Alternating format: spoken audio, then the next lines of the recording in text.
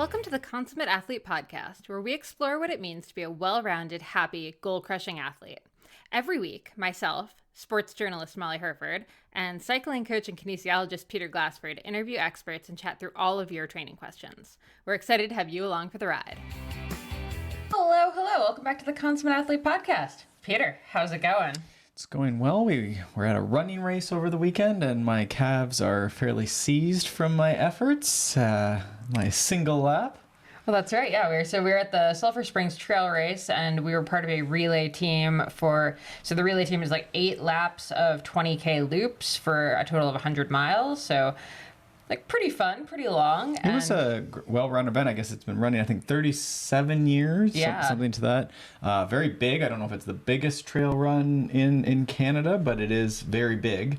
I think it was 170 people entered the 100-miler, something like 270. Again, these aren't exact, but in the 100K. And a ton of people, solo. And then the relay, which are a lot of 8-person teams, there was many teams. I'm not sure how many there were, but there was a lot of people. And this was all at the finish. If you've done Paris to Ancaster on your bicycle, this all started and finished right from the top of Martin Road, that big finish to the Paris to Ancaster Spring Classic. So it was sort of familiar territory, but we are now on foot.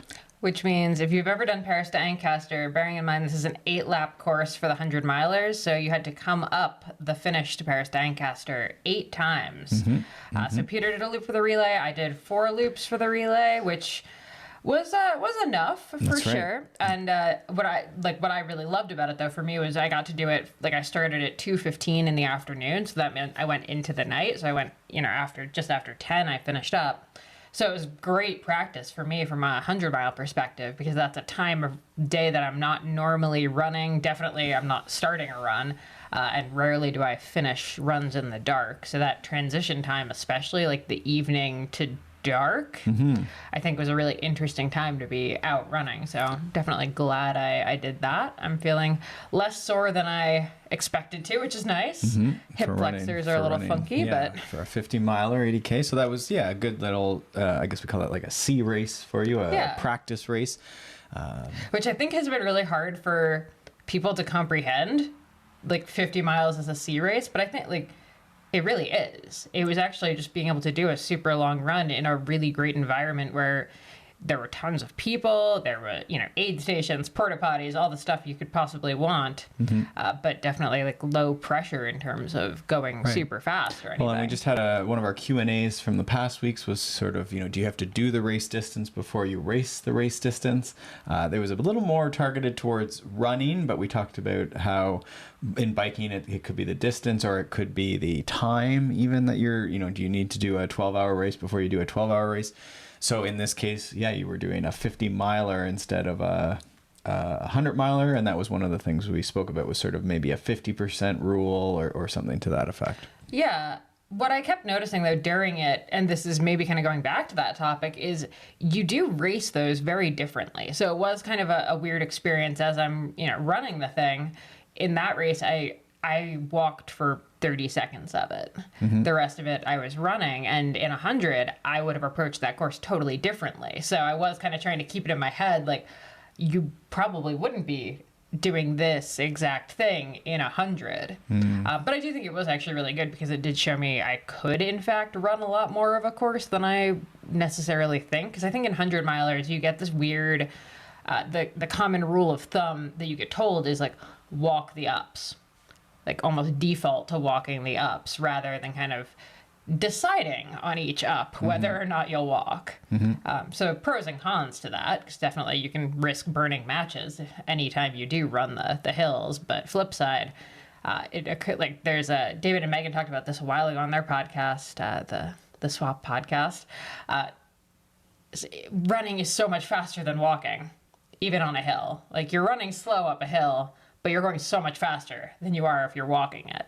So it's minutes. Right. And I mean, in the 100-miler, our friend Krista did amazing. She finished second. And, and actually the woman who won the women's overall finished second overall by only 20 minutes. And if you think about that in the course of 100, that's walking versus running a few hills. It's not that much. So it's wild how fast that stuff can add up over the course of 100 miles. Yep. Yeah, it all sort of does, and that's sort of the fun stuff with the longer distance events is, where does the strategy of the pacing and then even the rest stops, and in running it's sort of this walking versus running, but I mean in biking it could be hike-a-biking versus, maybe you're continuing to pedal, but there is that reality, I guess, at some point it's power in either case. You don't have the horsepower to keep things moving. Well, and we've talked about that a few times with questions around when do you get off and walk, and part of that is actually knowing when to get off and not going until you're stalled out. It's better to, hop off while you still have some momentum to keep going right up versus having to stop and put down a foot and get off the bike. Sure. And there's probably the middle option of you ride some and, or you could walk and run some too. Yeah, there's the steep pitches.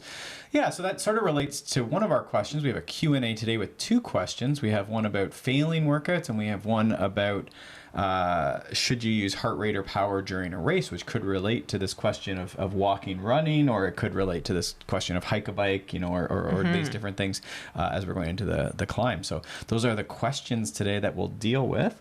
Did you want to do a little ad spot here? Yeah, I think so. I mean, I wouldn't be where I am right now were it not for AG1. And that might be a slight exaggeration, but honestly, when it comes to keeping healthy during a lot of these efforts, you're carb loading during the week. You're trying to kind of cut out some of the fiber, which means you're dropping your veggie intake a little bit around these races. And I think for me, that's really where AG1 shines as far as having this one nutritional supplement that just kind of checks all the boxes: your probiotics, prebiotics, adaptogens, greens, vitamins, minerals, superfoods, just all the fun stuff in one NSF certified for sport formula. That actually tastes really good too. So I really like having it around, especially around races, which is why I super love the travel packs. Awesome. And those are bonuses, special bonuses. You get 5 travel packs? Yes, plus a year of immune supporting vitamin D plus K2 drops. And you can get that over at drinkag1.com/MollyH when you subscribe. And I'm going to say, I've said it before, the subscription's super easy to manage. You can pause them if you're going to be on a long vacation. Just really, really convenient and great site to use in addition to being just a very tasty greens product. Very good. All right. So should we get into our questions here? Yeah. Which one do you want to start with? I think let's start with workouts because, obviously our workouts lead into our races. And I think the concept it might answer the question, the other question. There you go. Well, and I mean, we're talking about failing workouts. This question is around hitting power numbers in a workout. So I do think that then relates to what we're looking at in race. Sure. So the question really was just this person was, trying to do the prescribed workout and just was not hitting the numbers that were prescribed in the workout to the point where they were actually concerned that the workout itself was wrong. Or stressed or, crying on the side of the road or beside We've all been there. We've all been there. Punching the wall beside your trainer or something. We've also all been there. So it's the second attempt at this workout and I failed miserably. And then can you confirm the values or something like that, right? So sometimes it's are my zones correct? And so I always start with, generally the goal isn't to fail workouts, but that's not entirely true either. It's not that simple. But, when I'm designing a plan, I'm not trying to test someone and break them. That certainly in my philosophy is not. Some coaches are a little harder and they are trying to make athletes fail. And there are at a certain point in a certain athlete's part of the year, we might do workout till failure. In the same way that CrossFit might do something like till failure, or, in strength training, this is very common where you do a set of 5, and then, that one was a 3 and I dropped the weight. Next week I come back and I try and get 3 sets of 5 at that same weight or something like that. And there is something to be said for doing a workout to failure, especially when you're thinking towards race day, right? Because you're inevitably going to be in some race where you've burned that one match too many or lit that one match till it burns your fingers, or however we want to torture that metaphor. And having failed to quote unquote failed an interval and still have been able to finish the workout afterwards, I think is actually a huge mental boost to come back from a and bad when moment. you say continue the workout after, what do you mean? Well, I mean, okay, so you didn't say you have, I'm totally making this up, so you have 3 by 10 minutes at 200 watts. 110, yeah. 200 watts. 200 watts, there we go. And the second interval, you're only able to hit 180 as your Sure. average. You could get really grumpy and throw the bike out to the side of the road, Tour de France, grumpy racer style, and just be like, well, all is lost. Like, I'm not going to, I'm going home. Like, I Sure. suck. Or you could take a sip of water, have your snack after, maybe take even like an extra couple minutes of recovery time. Yep. Or not even take the extra minutes, just literally get into the next interval. And honestly, even if you hit 170 or you keep it at 180, that's still to me like a pass on the workout because you checked all you did the 3 sets. It might not have been perfect. Sure. But you did it. And honestly, sometimes you might surprise yourself. That sip of water or like sip of, sports drink or whatever it is might actually kind of give you that little boost to get back in the game. So, yeah, and that to me doesn't even sound like failing. That sounds like you just finished the workout in the zone. And so sometimes with... But I think a lot of people would frame it as failing. Well, and with smart trainers and Zwift especially will take what's, a target, or which is essentially just the average of the zone. So sometimes, you'll make a zone very big, especially if it's like a hard interval. As a coach, you're like, okay, like just really wide, like put it somewhere in this super wide target. But then some of the trainer software, I'm not picking on Zwift, this is, you have to solve, when they're building software, you have to solve the stuff. Sometimes ranges aren't great because it doesn't, the computer needs to do something, right? So it picks the average and it assumes that you as a person will know that plus minus, 10, 20%, that's fine. That's the zone. But a lot of people think that target is the only answer, and that like the coach might have actually told them that. Right. And so indoors, this can be reflected as you said, 200 watts times 3 by 10 workout at 200 watts exactly. And if it's 201, I'm great. But if it's 199, I am the biggest sack of poo out there.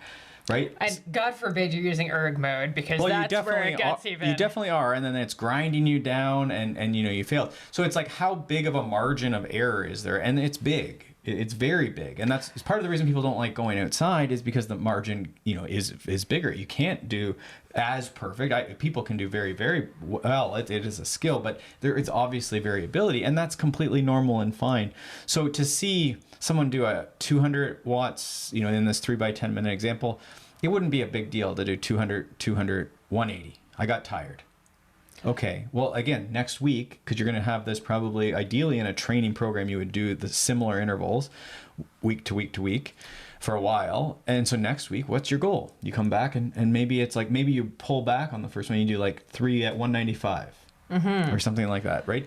And there you go. So that isn't failure. Failure to me would be, you went out at 200 and you couldn't even hold it for 1, and then you tried again, and then you freaked out and went home. For sure. And so that could be, the situations that could happen. So you got really mad and maybe you didn't need to, or you are just tired. And this happens all the time. Not often, but once a month probably, I go to the interval hill, I'm like, this is feeling really hard today. It's not quite the same as usual. The margin is like, I'm getting close to, this is really hard to even be in the big window. Try the second one, maybe try a different strategy at it. And then you're like, I just feel really junky and not super motivated. And then I go home. So instead of doing 3 by 10 or 4 by 10, I do 2 by 10, and then I go home. And I don't try and make it up. I don't really freak out about it. I continue with the plan. The next day is an endurance day, then maybe a rest day, and then the next day is an interval day. And then usually I smash that next interval day because my body just needed more recovery. So you're not looking at that as failure, I think, is like the important part of the... So it's really a reframing when we're saying like, why are you failing workouts? I think the attitude has so much to do with the failing. Sure. So it's funny because like that exact same scenario, if someone had just like in frustration been like angry about it and had gone home after the second interval, is a completely different situation than you being like, I really am tired. I should go home and have more like rest. It's really like, it's the exact same workout. It's just a completely different emotional response to it. Sure. Yeah. And it's often, we talk about our wearables and how to use them. I think we just had a recent one around wearables and adapting day to day. A lot of times the HRV isn't even expressing it. So often, this is even Marco from HRV for Training often says, one of the biggest limiters, when we're talking about doing the same work or doing the expected work, is often muscular fatigue. Having very high muscular fatigue today from my 20K run, my calves and my quads are just so sore. So if I try to go out today and do intervals, I wouldn't be able to do it. But my HRV is in normal range. Right. The HRV for Training app asks me about my muscle soreness and a few other things. So it actually has said, like, you're probably a little, the muscular soreness slider is at the high end. So it's actually said, you're probably not the great day to just try and do intervals. Mm-hmm. So that app works very well for that. But you might still follow your plan, go out and surprise yourself some days, or other days that might be more information where you're like, yeah, it's just not quite going the same as usual. The perceived exertion to get up this hill is very hard, or to do the usual power is the heart rate's maybe very depressed if it's muscular soreness. So I think that's it, is just reframing that, like, rarely is failing even a thing in training, because it's all just training, it's all just practice. And what you're looking for is a nice stimulus. And some days you don't need much of a stimulus, and other days you can do the workout as planned. But there is that big range. So usually when you're failing, I usually suggest to people, like, especially cyclists, and for runners this would be pace. I would say pretend like you don't have power. Take it off the screen. Would you continue doing the workout, just by feeling, mm-hmm. right? Like, you're going hard for 20 minutes or 10 minutes or whatever for this hill. Would you keep going just by feeling? Like, can you go up the hill another 2 times? Ooh, I really like that. And I think that's going to get into our next question about heart rate and power during a race. But I think, so many times we get so invested in that number on the screen that we forget that the number on the screen is actually just the objective, like, measure of what we're putting out. But we're not we stop paying attention to what we're putting out and start paying attention to the number. So that's sometimes what I'll do. If the first one feels junky and it's like I was expecting 350 watts and it's like 300 watts, then I'll say, okay, well, I'll just flip it over and just go by time. And the odd time it is just whatever. Like, the power meter's different, or I was off that day, but, like, the feeling's actually not too bad. And so I just do it. And sometimes that's an okay thing. And the load is decreased anyhow because I'm probably doing those 300 watts. And is 300 watts perfect for if this was a, whatever type of interval, a higher intensity interval? Say that's more like a moderate interval now. Well, you've decreased the load for that day and you had some fatigue. So you've effectively adjusted the load as well. So that's could be fine training as well, right? And again, make sure you recover and refuel, and then the next interval session should go to plan. Like, I don't see a huge issue with that strategy either. Where I wanted to go with now was sort of thinking back to your original example where you said 3x10 and you did 200 watts, 180. I said 200, 180, and then it was a question mark for the third. Okay, so you're really cracking. Those are good experiences to have, I think, because in races, often that's the scenario. If you think about a 3-lap race, whatever the duration, like whatever you race, cyclocross or marathon or whatever, there's 3 laps or 3/3, that make up this. Can you have 3/3? Yeah, 3/3 that make up this event, right? So if we divided the event into thirds, there's like the start, which is often a little faster. There's like the middle, the valley of despair, or valley of death. You're getting tired, but the finish line feels a long ways away. And then there's the last interval, feel fine. I can see this is finish line. You're going to talk about Balat now, aren't you? No, not necessarily, but that's where in the intervals, a lot of times those middle ones are the ones where things fall apart because you're starting to feel tired and your expectation was that you wouldn't feel tired, but the finish line's a long ways away. Anyone who's done cyclocross has experienced this you are so pinned, you come across and the person flips the card and it's like 152 laps to go.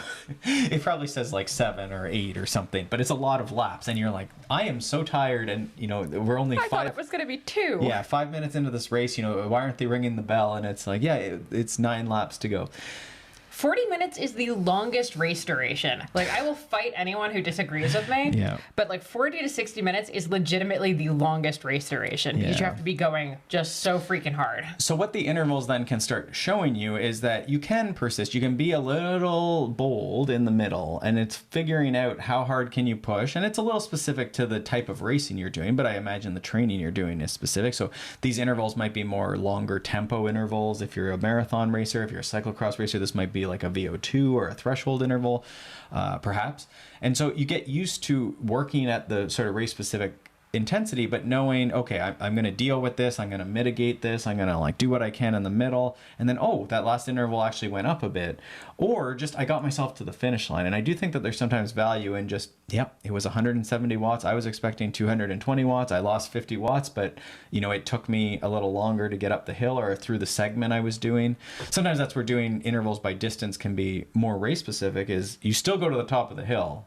And your carrot is that if you go faster, the interval's over quicker, the race is over quicker.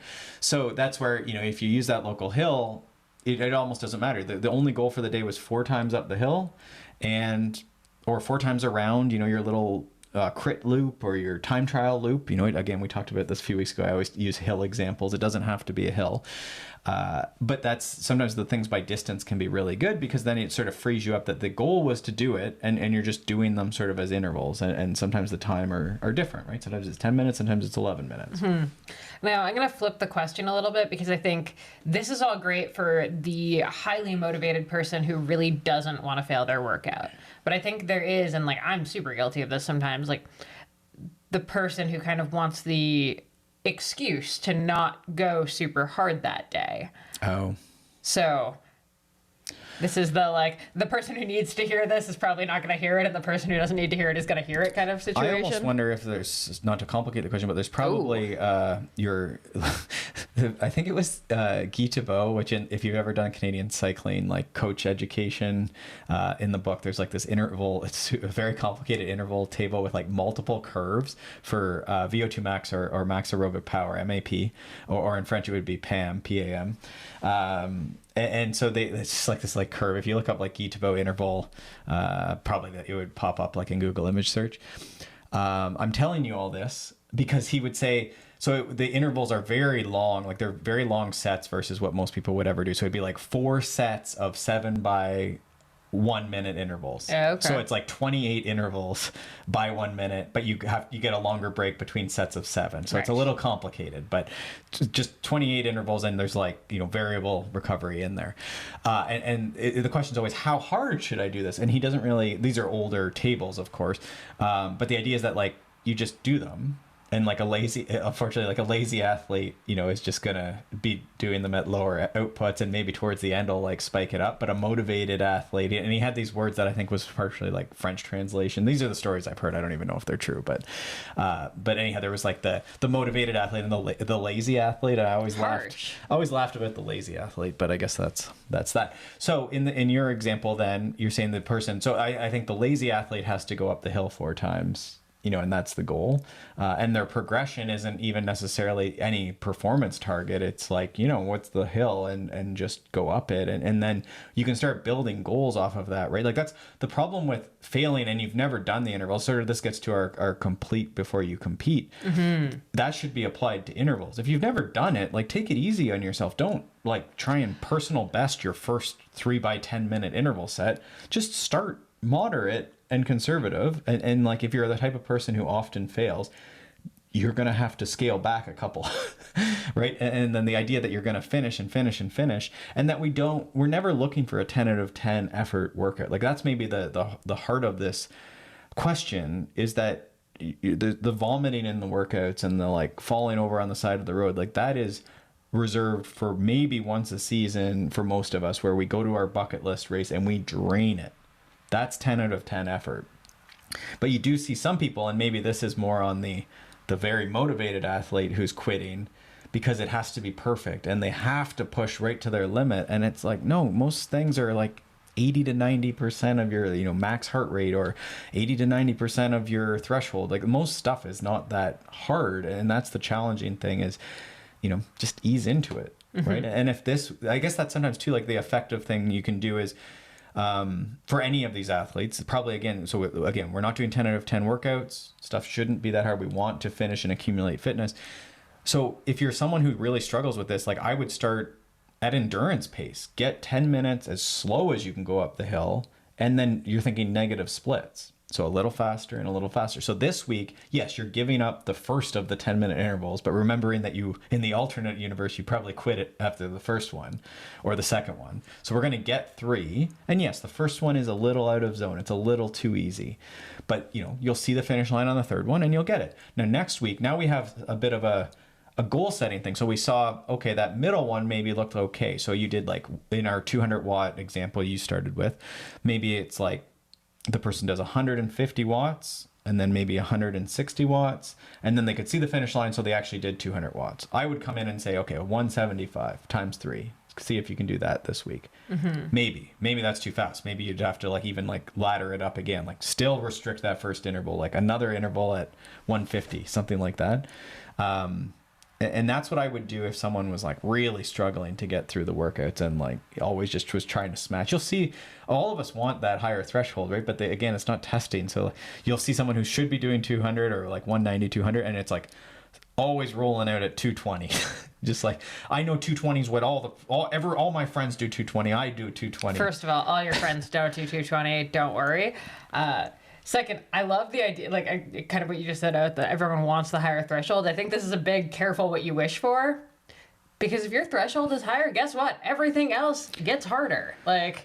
Yeah, no, it never gets easier. That's certainly the dilemma. Yeah, it's much better to set your threshold low. Yeah. I'll tell you that for sure. Feels great. And I'll be honest, I've come to terms with that. I'm it's way better. Just way better.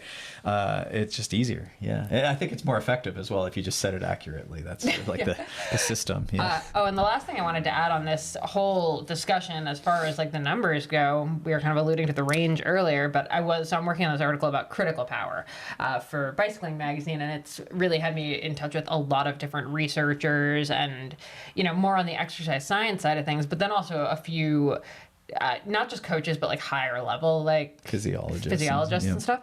And what they've all said is just all of these things are so fake. Right. They're so not inaccurate. That's not the right word, but they're all, when you say oh, my FTP is 220, it's not. It's between 200 and 240-ish. Depending on where you are, what you're measuring, which day it is, the time of day, what you had before, are you fueled? Yeah. Yeah. What you're using? Are you on your smart trainer? Or are you using your power meter? Are you at altitude? Are you not at altitude? Is it hot out? Is it not hot out? I don't know if we need to dive deep into critical power, but the critical power is sort of a separate framework or an alternate framework to the FTP, FTP framework, but right? Even the most expert people on it are it's basically the same thing. So they've come around. It's less, the people you've spoke to have been less adversarial.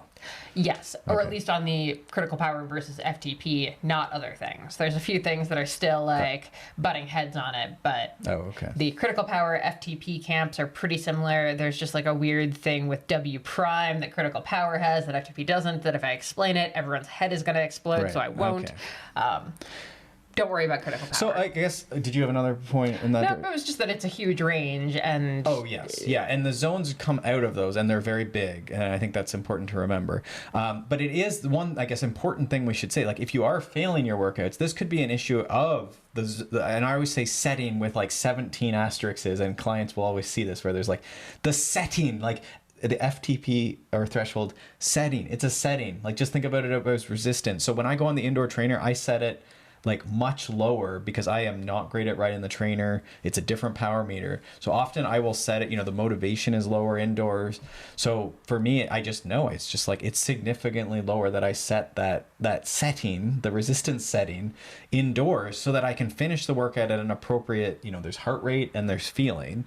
For me, the feeling is a big part indoors. It just crushes me now. I don't know how I ever trained indoors, but it's certainly the intensity part I find difficult now. So again, if this is an indoor issue, I would say possibly, especially if you test it outside on a different power meter, it's just a different calibration, a completely different world. If you're using the same power meter indoors, it's probably a little closer, but still the environment's very different. In the same way that you'd probably find if you were testing on a nice long hill versus a flat, you're probably going to see variability there. And I think that's what they're saying too, with what you're, everything's so variable that as much as you want that one magic number, there's going to be a big range there, and you're going to have to come back to feeling, maybe a bit of heart rate in there too. But just did you do 3 by 10 minutes and was it sort of hard?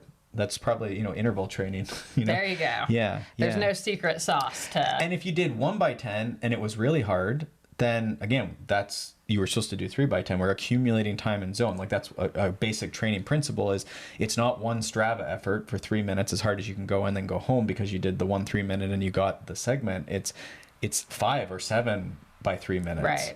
And it's not at the Strava time. And that's sort of the like paradigm of this like world that we live in is maxing out and testing every day.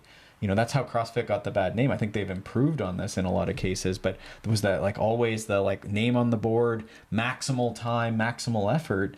It's just not training, right? Like that's testing is the thing. So it's coming back to like, what was the mission of the day and did you pace accordingly?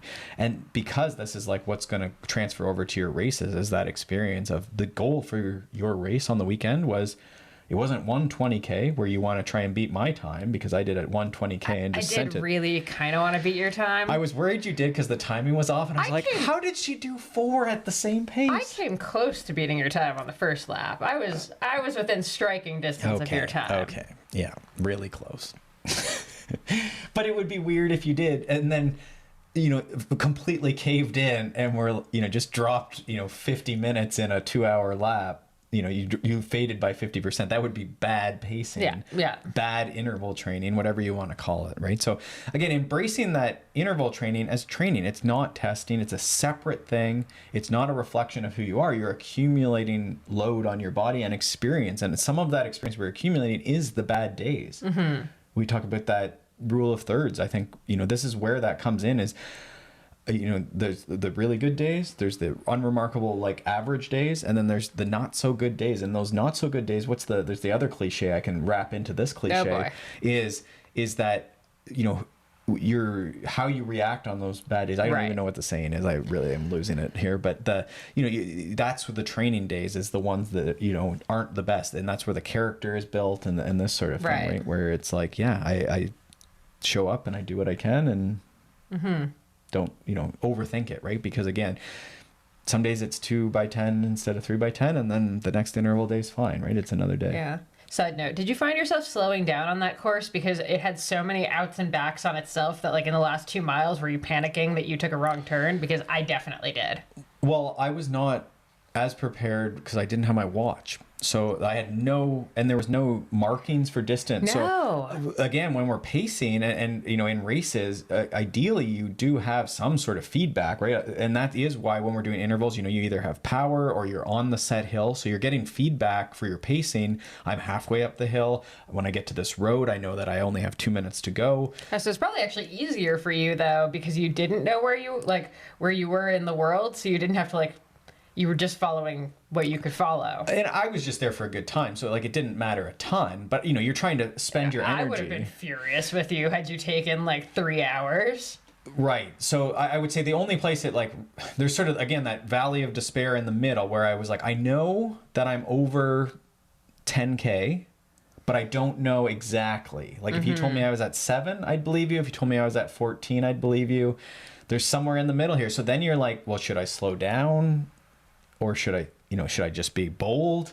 But you don't know because 7 and 14 is a different point. And I was, getting fatigued. So then I popped out and then I realized I was at this end of this bike race Paris to Ancaster redo. And I was like, so I sent that last climb pretty well. But I mean, that's the difference of, maybe a minute I made up there at most, right? I don't think I was moving that quickly. So I don't know what your question was, but pacing was hard. I was just trying to say I struggled a lot at about 10 miles because I kind of knew where I was, but not really. And then I was really nervous that I took a wrong turn because of how the course was just so many out and backs and people going other directions. Kind of random arrows that it was well marked, but not confirming that you were on the right path. Exactly. So I did have that where I was I think maybe now I'm on the same course that I was and I'm doing an extra lap. Exactly. And which is where the distance markers would have helped because you could have got confirmation that, okay, I am at 15K. Yeah, because I was getting terrified. There were also a couple where you would come into where there was an arrow for the other direction, so you'd hit a 3-corner thing, right, or a 3-way sort of thing, and you could see the other arrow. Overthought it, yeah. So it definitely, I saw a few people stopped and trying to figure it out. They were overthinking it. But then the worst part was you'd stop, you'd start thinking You get about it, you would disoriented. turn around and get disoriented. So it was very much like, I was actually In their terrified. defense, I can't imagine many people got off track. I saw a couple. I mean, it was awesome very well things. marked. Don't get me wrong. Yeah. I was also terrified going into the porta potties at the rest areas for obvious reasons. Race porta potties, not great. But I was also terrified that I would go in and get disoriented when I came out, because a couple of the rest stops were I don't know. multi-directional. Do you think so? At least one of them was. Oh. And I was well, and also the rest, like the porta potties were sort of set back from the actual aid station, so you could have accidentally gone backwards on the course. I guess. Like you could have just come the way you came, like gone back the way you came if you were kind of disoriented. Sure. And no one would have stopped you. Okay. So anyway, moving on. We're talking about the race though, so we may as well go on. So Let's hit we've this. covered the failing the workout.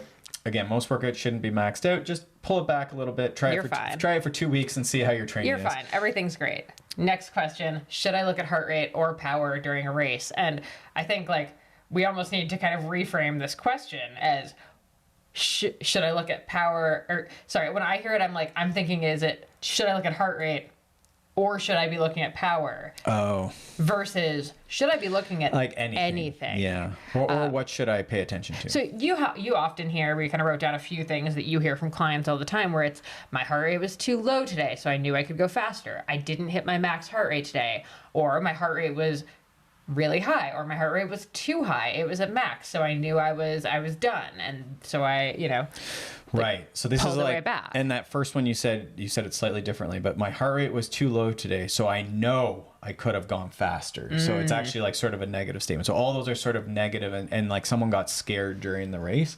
And so to me, that's, you've been attending to an irrelevant cue. So you're paying attention to something that has no positive effect, if not any effect, right, on what you're doing. Right. You're in a mountain bike race, and you look down and you see 190 beats, and you say, that is far too high. I did not come here to work maximally for 90 minutes today. Why is it so high? I must suck. And then you hit a tree or something, right? Like, you should have been paying attention to the tree, to the race, to fueling, to your gearing, where are you going, navigation. There's so much stuff to pay attention to in an off-road race.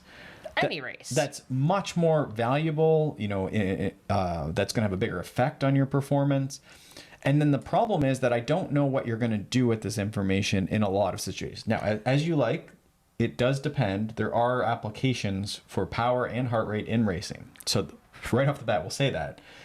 But in many circumstances, and for many people, I think like a map screen maybe is helpful, or, just sometimes I'll just swipe it over to like, there's an interval one that, has no relevance to the day. Just like a really, maybe time of day or something, but you have to be so careful. Or put your computer in your pocket. Or tape it over or whatever. Now, tape used to be remember companies actually even made covers. Oh, maybe. Yeah, that would be a little booty or something. Yeah. Like a shower cap for your Garmin. I mean, adorable. So that's the thing, is I think, especially for shorter events, for mountain biking, gravel, there's not a ton there. Now, what would we start to maybe want to have on the screen? I've seen people with lap timers. You can set up an auto lap for like a cyclocross race or something. So I've seen people do that. It's a little complicated. And if you're actually pressing the lap button, you're going to forget to press the lap button. But sometimes when these races are hard to count, I've been in World Cup mountain bike races where it's 8 laps and you don't know what lap you're on. Often there is a nice indicator at some point in the race, a lap counter that's going to give you information that you don't need off your bike computer. So you don't always need to do that. In the race we were just talking about, this running race, distance would be a nice one. But during that race, would I look at pace or heart rate during that 20K effort? Probably not.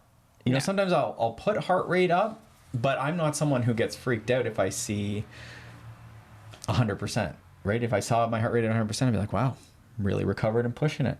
And I wouldn't really panic. Now, if you're someone who would freak out, which is most people, and misinterpret, again, it could be too low or too high. Like, there is no right answer is the problem, right? Like, I don't know what number. If you ask someone, usually they don't even, like, what would be the appropriate number? This is a very fair point, yeah. Right? And then it's like, well, you're amped up. A lot of people are watching you. It's hot. You've recovered for your race, hopefully. You tapered down or whatever, peaked maybe. why wouldn't the heart rate be at maximal? Isn't that, again, that's sort of the idea. So again, this is sort of shorter stuff. So I think the cases where it would start being more relevant would be like your 100-miler. What will you look at during that? A 100-mile running race is taking essentially 24 hours. So this would be similar answer to your 24-hour relay mountain bike race. Not relay, your solo mountain bike race, like a 12-24 type thing. I would look at nothing because I don't look at anything in training. Okay. Like, I don't use heart rate in training, so for me it would be completely irrelevant to start considering heart rate on race day, which I do think is actually a problem that people have. Like, they don't really spend that much time focusing on their heart rate during workouts or whatever, but then somehow race day, heart rate becomes super relevant. So then how will you're running, you're leaving Leadville, you're at altitude, you're amped up. I am strictly a perceived exertion person. But they're all going, and how do you choose the pacing? Just by feeling. Just by feeling. And so you'd get, probably there's cues there, like you're breathing. Yeah. Would you look at the pace? Not really. Like you're rolling out of Leadville on pavement. I've been running long enough that I sort of know, like, I have one pace for running. Okay. Like, it's not a per mile pace. Like, I have one. Right. Like, I am a diesel engine. I really only have one way of going. And I think, something like a 24-hour mountain bike race, most of the people who are getting into that have done a fair bit of volume. They understand pacing, and like, this is not starting in a sprint. It's not one in the first lap. Some of the bike racer ones will, do a bit of a harder effort for the first few minutes of the 24-hour race to put themselves ahead of the Congo line. Well, and I think that's even what Leadville is going to be like. That's sort of why I'm hesitant to answer your question, because it's going to be a bit dependent on, because everyone's going to go down that road and funnel into single track. Right. So you're going to kind of want to go a little ham at the start. Yeah, and it is downhill. And we spoke about, sometimes in running, you start breaking down muscularly as the day goes on. So sometimes it's like you may as well run a little bit before you break down, but it is sort of like have you broke yourself down prematurely as well? So there is that balance. With running, most of the events though too, there isn't so much of a Congo line in the single track that you would run into, and most people can walk or run, whereas in biking there can be a huge disparity between. Right, you're gonna have people stopped. Yeah. So that's sometimes there's tactics that have to play into that. But again, do you need anything on a screen, or does the 24-hour racer get out on the wheel of the relay people and just put themselves in a decent position and then settle into their pace? Once they're ahead of, at some point they're going to have to go through all the beginners and stuff, because it is a lapped race in those type of races. Yeah. And I actually also think about power and heart rate for road racing. I always remember one of my Rucker cycling teammates telling me, like, during a race, you do whatever it takes to stay in the peloton for as long as you possibly can, because the second you're out the back, your race just got 20 times harder, and you're very, very unlikely to come back and win the race. Right. So this is, to me, like, in a road race, you look down, you see that your heart rate is, oh my God, I'm in threshold and this is a really long day.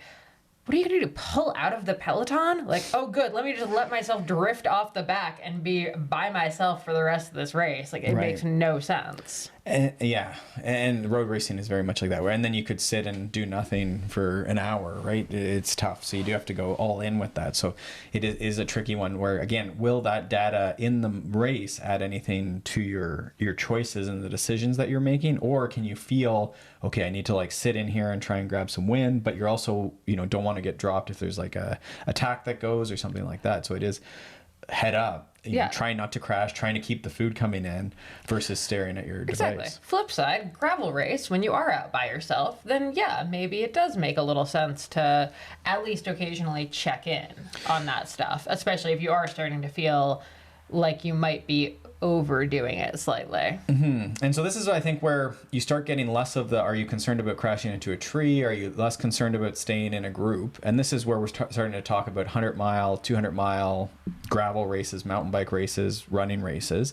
So now you have to start saying, am I going to have an issue holding back enough early, as I go up a hill? We were just speaking about the walking, running earlier in the episode. And that's where you might start putting in a limit. And this is something we should be practicing in training. I usually say it's around 85% of max heart rate. So this is, where does that come from? That's essentially where tempo becomes threshold, where the intervals you can do for, 2 hours become the intervals you do for 40 minutes, right? So if you were doing threshold intervals, this would be like your 10K to half marathon type pace, maybe in running.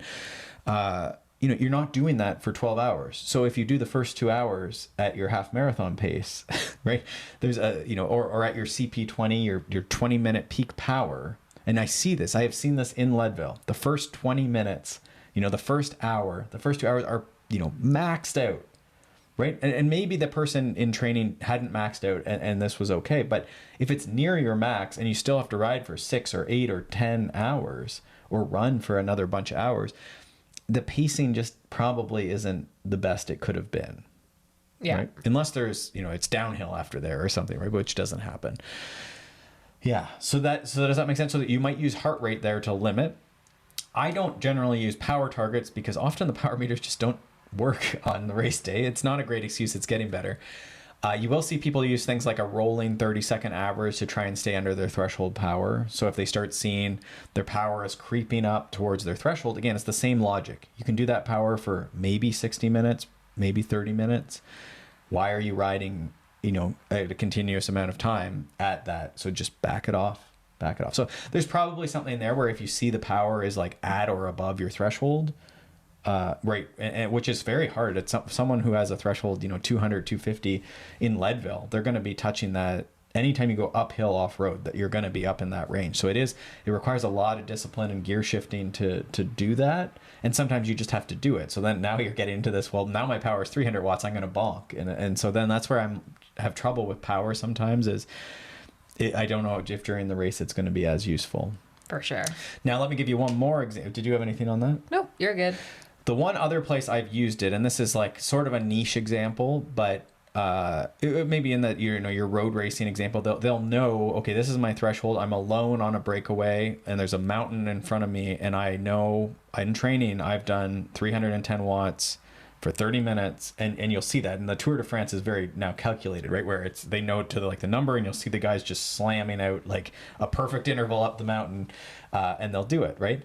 I've used that a little bit in like a mountain bike stage race or something like that, where I start just noticing, okay, when this group we're all together, there's 5 of us. When we climb, we're climbing at like 280, 300 for me.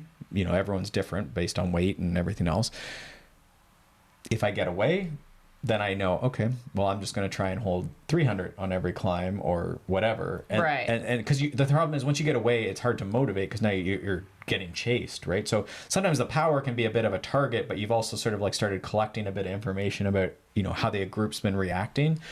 And then you can sort of like taper out the efforts a little bit. So I've used it sometimes for that. Again, and this is like very niche. It's just like where you're maybe alone in a mountain bike race. Sometimes I've used that as targets to always hit, a certain amount on a climb as I'm going, up a steady bout or something where like there isn't a lot of paying attention to not hitting trees. So it's rather than following someone's wheel, I'm saying hold on to 600 watts for this like 40-second climb, because there's nothing else to like, motivate you. But that also is the same as saying like, just smash up this as hard as you can. There's not really a huge pacing to that, but that would be the other place that I've maybe used power in a race.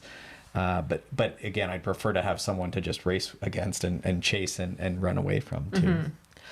And I think, I guess maybe last thought on the topic, which is never our last thought, but we're going to try.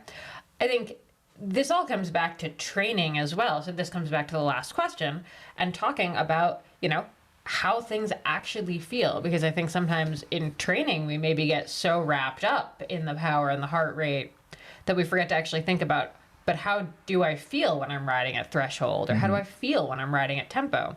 And if you can start kind of tuning into that during your workout, it makes it, I think, a lot easier to tune into your feelings during the race and actually be making like fairly accurate assessments on how you're actually doing instead of needing to see a screen and then panicking at whatever it says. For sure. And I do think in your workouts, I'm trying to think of ones that we would have. So, off-road time trial is one of my favorites. And it's, 4 by 10 minutes. You make a little route. Often we'll do a 5-minute route, but sometimes a 10-minute route. And so you come around, it's like a lap. You might call that a lap. This sounds a lot like a mountain bike race. And you just send it as hard as you can. And it should have ups and downs. We'd like it to be, so we get a bit of like, an interval, like physiology effect. But it is technical. It should be specific. It should be challenging, to your skills. If you're bad at log hops, maybe you include 5 log hops in this loop. But there's no heart rate or power. It's just the time for the loop. And so getting more of that, like time for the hill, time for the loop, and record power and heart rate. You can even look at them during the interval, but you're still just going up the hill as fast as you can. So that's probably the thing, is to try and keep reflecting on, like, I'm going up this hill, you know, what is the rhythm? What is the feeling? And just periodically you might look at heart rate or power. But the thing is, as you go up the hill, you know, you're going to start finding that even if you don't pay attention to it, it sort of happens. Right. Your heart rate becomes 90%. You know, your power to get up this hill, you know, when you're, you know, I'm doing an interval, I go up this hill, the range is very minimal, right? Like, it's going to take the watts it takes to get up that hill. Most of us don't have, you know, there's not so much range that there's an option even. So I think that's a good experience. And then the other one I do for gravel folks is something like, you know, you ride for a few hours and then you finish moderate or you finish hard. I think David does these with running too, right? Like some like moderate for 30 minutes, maybe not always finishing. I like the finishing because it's sort of like you get a little tired for a gravel race and then it's full send. And again, those full sends aren't a power or a heart rate. It's try and ride over like a challenging terrain for you and feel that, because that's going to be the most specific to like a gravel situation where stuff's coming at you, potholes are coming at you, you're into a segment, you're descending really fast, you're going up a climb. And then that's when I start visualizing, even like, this is the last climb in the race and I'm ahead, and like you're running for your life, right? And someone's coming and people are cheering, and then, you know, you get like chills and you know, and then now this is like so rich that you've experienced that scenario where you're tired, but you're just trying to get up this last hill. But again, I didn't say anything about heart rate or power. You're just trying to get up the last hill. So that's where I think as your race approaches, this is the specific phase where we're starting to move from, you know, the heart rate, the power, the physiology intervals. Maybe you're doing those on the trainer or the road. Now you're bringing that off road and trying to get a few more days of the week where it is a bit more like getting up the hill as fast as you can. And again, that would be things like threshold and VO2 intervals where you don't really have an option. We all just, like, if you're going to do 5x3, there isn't a ton of range. You don't have much choice, right? You're going up the hill.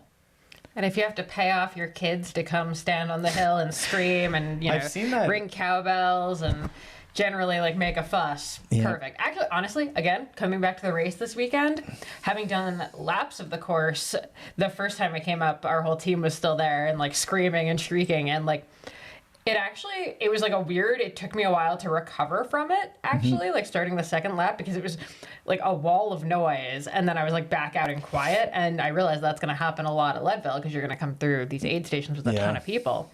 So I actually was thinking about that during the race. I was like, oh, that was actually a really good stimulus, because I'm super stressed out right now and like really thrown off, and I need to kind of come back to myself and get back there. So, which is the argument for, we spoke about, you know, do you have to do the race distance before you race the race distance, and that maybe those key workouts end up being at a C priority race. You know, again, you did this at a relay race. It wasn't the most serious race. You know, you could have entered a 50 mile as part of this, but you know, whatever.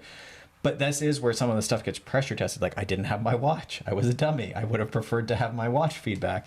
My shorts were like too baggy because it got wet. So then I had like baggy like pants behind my leg, and it was hitting my hamstring.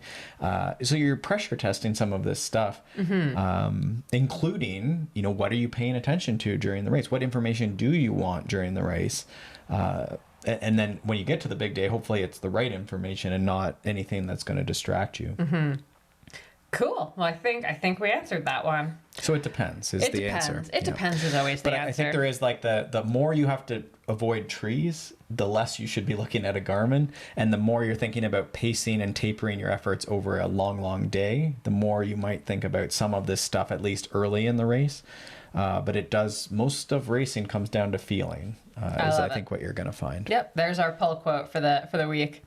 Awesome. All right. As always, head over to consummateathlete.com or at consummateathlete on Instagram if you have any questions you want us to hit in a upcoming episode. Rating, review, subscribe, all that fun stuff is greatly appreciated. We have links to how to do that over at consummateathlete.com. Definitely check that out. And with that, we will see you next week. Thanks for tuning in. Thanks so much for tuning in to the Consummate Athlete podcast. If you want to hear more training, racing, and endurance sport advice, make sure you subscribe to the podcast and leave us a rating and review.